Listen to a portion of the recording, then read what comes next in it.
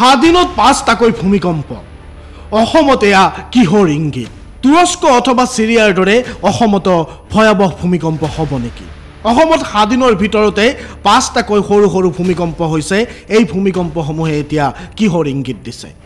এক বৃহৎ ভূমিকম্প অহাৰ আগতে প্ৰায় সৰু সৰু ভূমিকম্প আহে আৰু অসমত তাৰে লক্ষণ দেখা দিছে তেনে প্ৰেক্ষাপটত প্ৰশ্ন উত্থাপন হৈছে অসমত এই ভূমিকম্পসমূহে এক ভয়াবহ ভূমিকম্পৰ ইংগিত প্ৰদান কৰিছে নেকি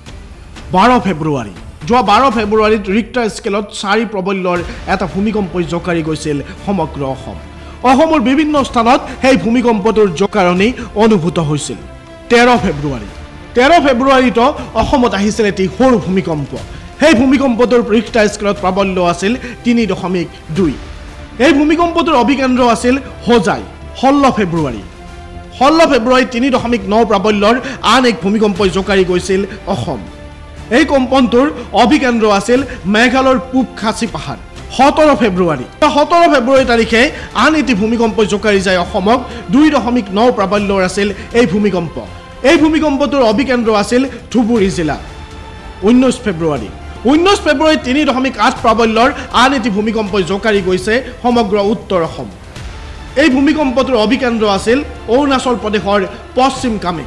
এই সৰু সৰু ভূমিকম্পসমূহ অহাৰ পাছত এতিয়া প্ৰশ্ন উত্থাপিত হৈছে তুৰ্কী অথবা সিৰিয়াৰ দৰে অৱস্থা হ'ব নেকি অসমত উল্লেখযোগ্য যে কেইদিনমান পূৰ্বে নেদাৰলেণ্ডৰ ভূমিকম্প বিশেষজ্ঞ ফ্ৰাংক হুগাৰবিটছে ভৱিষ্যতবাণী কৰিছিল সেই ভৱিষ্যতবাণী এতিয়া চৰ্চালৈ আহিছে